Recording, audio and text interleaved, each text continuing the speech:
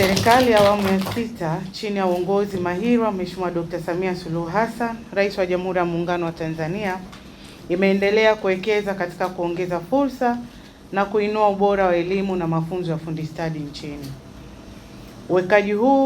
Uwekezaji huu ni pamoja na uwekaji wa vifaa vya kisasa vya mafunzo na kuimarisha miundombinu ya kufundishia na kujifunzia na ujenzi wa vyuo vipya vya VETA 65 ikiwa 64 ni katika ngazi za wilaya na kimoja cha mkoa wa Songwe. Uwekezaji huu umeweka msingi kwa vijana kupata ujuzi unaohitajika katika soko la ajira ndani na nje ya nchi, kama tulivyosikia wakati tunatembezwa katika chuo hichi. Katika ziara yangu hii katika chuo cha VETA Moshi, nimefarijika sana kujionea karakana za mafunzo zilizosheheni vifaa vya kisasa na vya thamani kubwa. Hii inathibitisha kuwa hiki ni cha kimkakati kinachochangia kuandaa nguvu kazi yenye ujuzi, hususan kwa sekta ya madini, uzalishaji viwandani, na bila kusahau teknolojia ya kusafirisha mafuta na gesi, kwa mfano katika mradi wa bomba la mafuta hafi la Afrika Mashariki, yani EACOP. Aidha, nimefurahishwa sana na utekelezaji wa mafunzo ya sekta ya madini kupitia programu jumuishi ya mafunzo ya ufundi na teknolojia ya uchimbaji madini. Kwa kushirikiana na Chemba ya Madini Tanzania, ushirikiano huu baina ya VETA na wadau hao wa sekta ya madini umewezesha utoaji wa mafunzo yanayoakisi mahitaji halisi ya sekta hii muhimu katika taifa letu.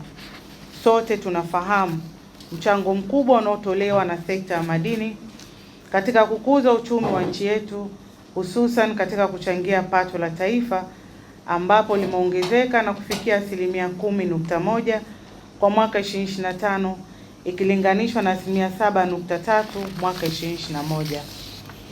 Ndugu viongozi na watumishi, ni muhimu VETA ihakikishe kuwa ushirikiano huu unaimarishwa ili kuongeza ubora wa mafunzo. Maelekezo yangu kwa uongozi wa VETA ni kuongeza wigo wa ushirikiano na makampuni mengi zaidi. Utekelezaji wa swala hili uzingatie uelekeo wa nchi kama ilivyoainishwa katika Dira 2050, sera za kisekta na miongozo mbalimbali ya nchi. Aidha, ninasisitiza kuwa ushirikiano baina ya VETA na sekta binafsi ujumuishe pia ukuzaji ujuzi katika teknolojia mpya na za kisasa zinazoendana na mapinduzi ya 4 ya viwanda, yani Fourth Industrial Revolution. Hatua hizi ni sehemu ya mkakati mpana wa kuhakikisha vyuo vya VETA vinaendana na mabadiliko ya teknolojia na mahitaji ya soko la ajira. Ndugu viongozi na watumishi, ninazitambua changamoto zilizobainishwa, hususan uhaba wa vifaa, miundombinu na watumishi katika baadhi ya maeneo, na swala la vifaa hata mwenyekiti wa chama hapa ameligusia. Napenda kuhakikishia kuwa serikali itaendelea kutafuta suluhu endelevu kama mkurugenzi wetu alivyoeleza hapa, ili chuo hiki kiendelee kutoa mafunzo yenye ubora unaokubalika kitaifa, kikanda na kimataifa. Ndugu viongozi na watumishi, vile vile ninatambua kuwa kuna ongezeko la mahitaji ya wakufunzi katika vyuo vya ufundi stadi na walimu wa amali kutokana na utekelezaji wa sera elimu na mafunzo ya mwaka 2014 toleo la mwaka 2023 inayosisitiza utoaji wa ujuzi katika ngazi zote za elimu za mafunzo.